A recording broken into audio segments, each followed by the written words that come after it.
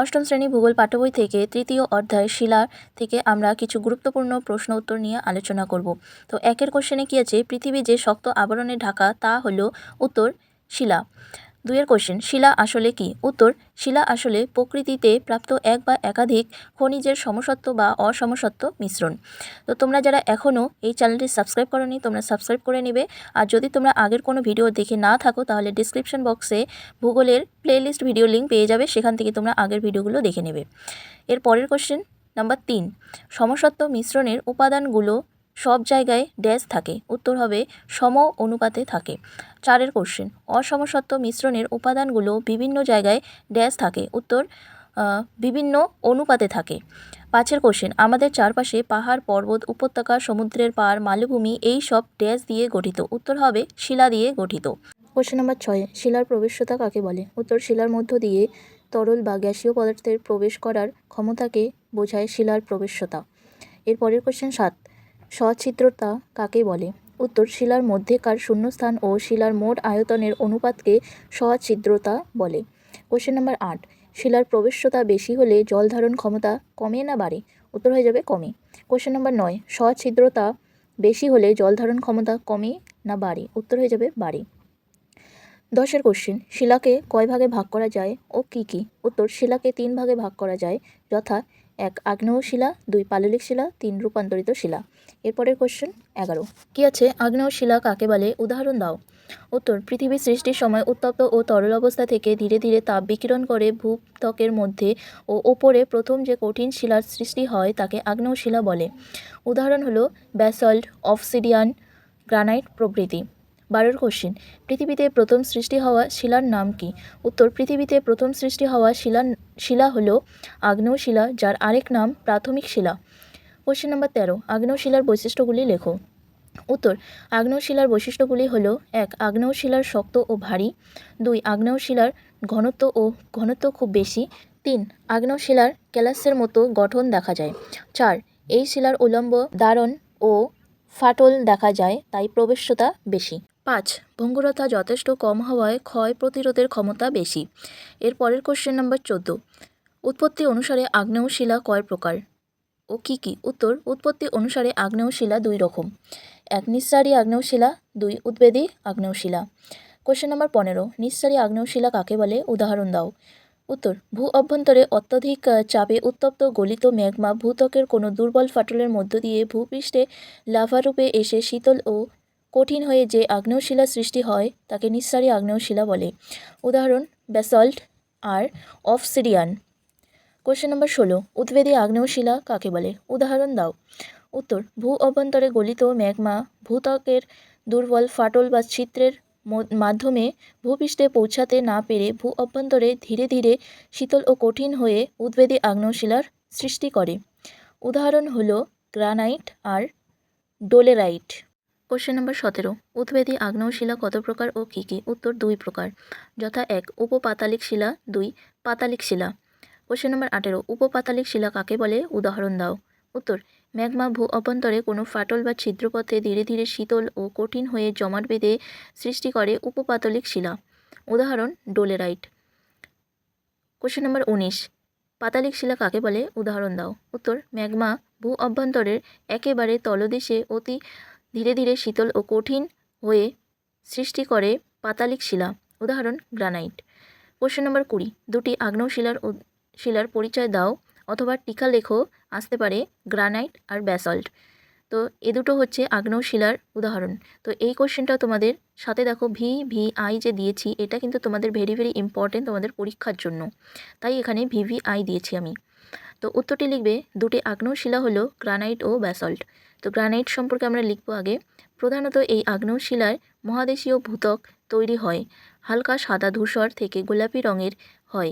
এই শিলা কোয়ার্টজ, ফেডালস্পার, মাইকো ও হর্নব্লেন্ড খনিজ দ্বারা গঠিত।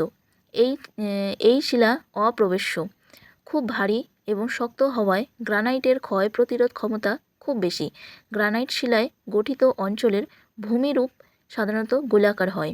এরপরে লিখব আমরা ব্যাসল্ট। প্রধানত এই আগ্নেয় শিলার মহাসাগরীয় ভূত্বক গঠিত হয়, খুব গভীর ও শক্ত ক্ষয় প্রতিরোধী এই শিলা গাঢ় ধূসর থেকে কালো রঙের হয়। ব্যাসল্ট গঠনকারী প্রধান খনিজগুলি হল কোয়ার্টজ, ফেল্ডস্পার, অলিভিন ও পাইরক্সিন। ব্যাসল্ট শিলা গঠিত অঞ্চলে চ্যাপ্টা আকৃতির ভূমিরূপ দেখা যায়। এর পরের কোশ্চেন 21, পাললিক শিলা কাকে বলে? উদাহরণ দাও। উত্তর, আগ্নেয় শিলা বহুদিন ধরে প্রকৃতির প্রভাবে, যেমন নদী, হিমবাহ, বায়ু, শব্দতরঙ্গ ইত্যাদি উৎসস্থান থেকে ধীরে ধীরে ক্ষয়প্রাপ্ত ও পরিবাহিত হয়ে সমুদ্র, হ্রদ বা নদীর তলদেশে জমা হয়। এভাবে বছরের পর বছর ক্ষয়প্রাপ্ত পদার্থগুলো স্তরে স্তরে সঞ্চিত হয়ে এবং চাপের ফলে জমাট বেঁধে শক্ত হয়ে যে শিলা সৃষ্টি হয় তাকে পাললিক শিলা বলে। উদাহরণ: চুনা পাথর, বেলে পাথর, কাদা পাথর। কোশ্চেন নাম্বার 22, পাললিক শিলার বৈশিষ্ট্য বা বিশেষত্বগুলি লেখো। উত্তর, পাললিক শিলার বৈশিষ্ট্য বা বিশেষত্বগুলি হল: 1.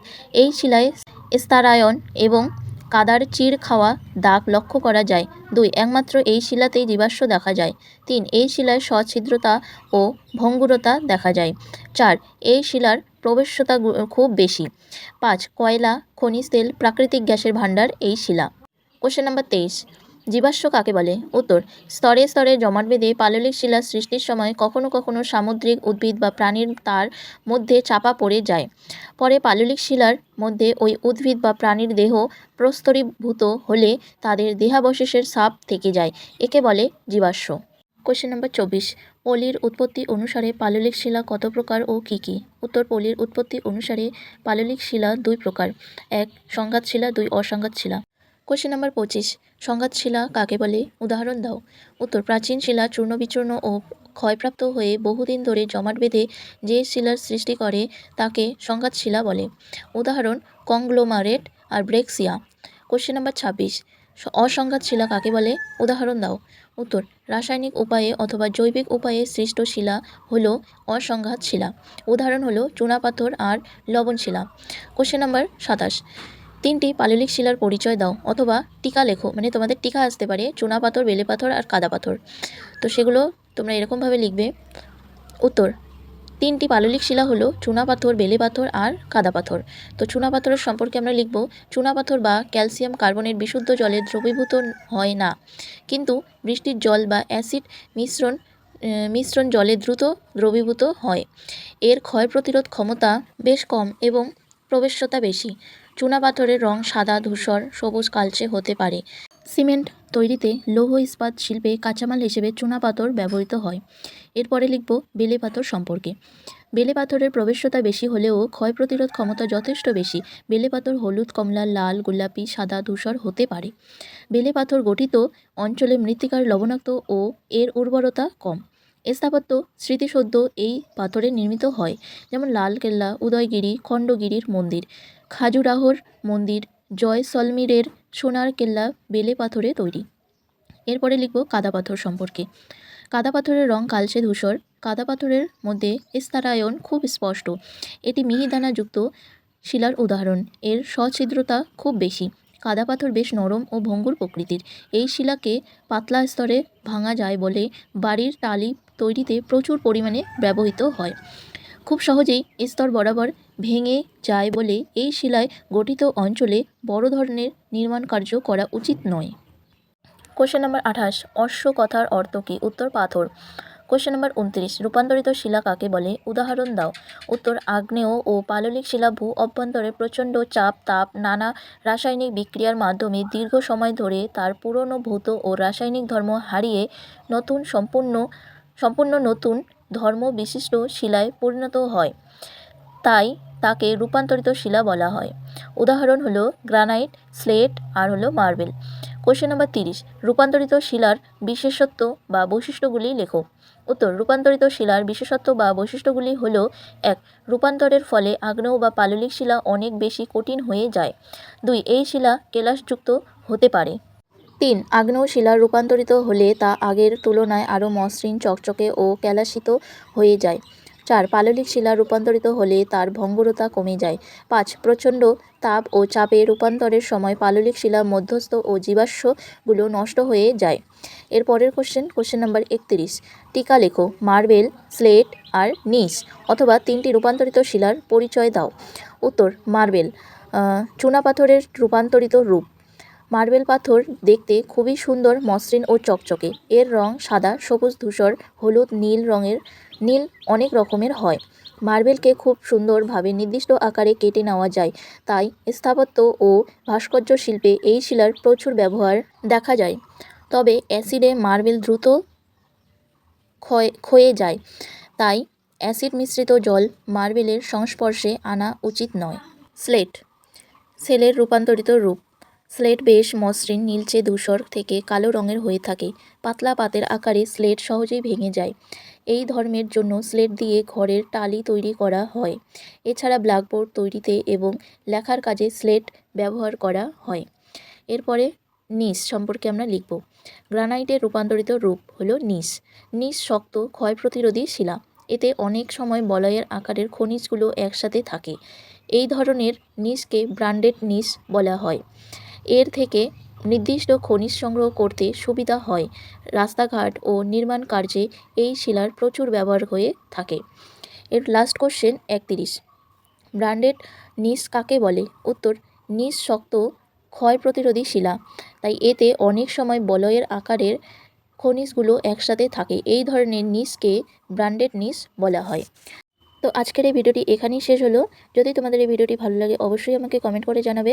আর শিলা অধ্যায়ের আজকে প্রথম পার্ট এটা, এর পরের অংশগুলো তোমরা সেকেন্ড পার্টে পেয়ে যাবে। ততক্ষণে এই ভিডিওটি দেখতে থাকো আর একই ক্লাসের বন্ধুদের মাঝে শেয়ার করবে। তোমরা যারা এখনও এই চ্যানেলটি সাবস্ক্রাইব করোনি তোমরা সাবস্ক্রাইব করে নেবে আর পাশে থাকা বেল আইকনটি ক্লিক করে নেবে, যাতে কোনো গুরুত্বপূর্ণ ভিডিও তোমার কাছে আগে পৌঁছে যায়।